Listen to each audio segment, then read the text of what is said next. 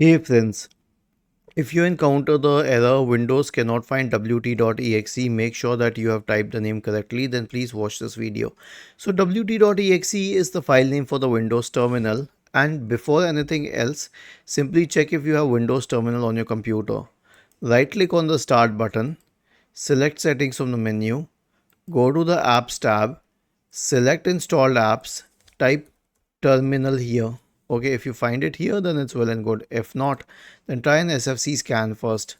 Search for command prompt in the Windows search bar and click on run as administrator.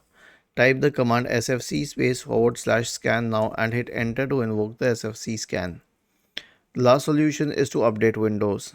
Right click on the start button, select settings from the menu, go to the Windows Update tab on the list on the left hand side. Click on check for updates in the right pane. Was this helpful? If yes, then please subscribe to the channel. If not, then let us know in the comment section of the video on how we could help you further. Thank you for watching this video and have a nice day.